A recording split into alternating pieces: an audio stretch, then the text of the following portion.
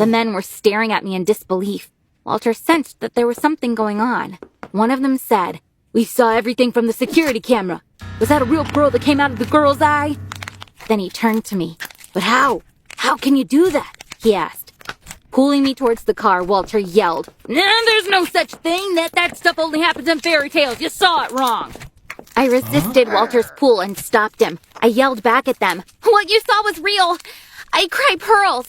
Walter's kidnapping me because he doesn't want to share them with you. Each pearl is worth $25,000. If you stop him, I'll give you 40 pearls each. That makes $1 million per person." They hesitated for a second. Then they looked at each other. The man in tattoos said, "Attack!" All hell broke loose. I stepped aside and watched everything go down. After a while, they tied Walter to a chair. He was out of breath. "I'm your boss. Let me go now. I'll give you 100 pearls each." I laughed. "You might have 100 pearls, but if you get caught, every time I cry a pearl, it will go toward my debt to you," I said.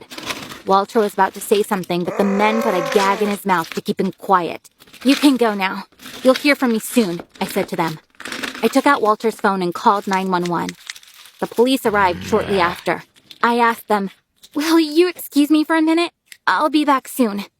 I had to run to an empty room because I was about to shed some happy tears when I started to cry the most beautiful pearl that I'd ever seen.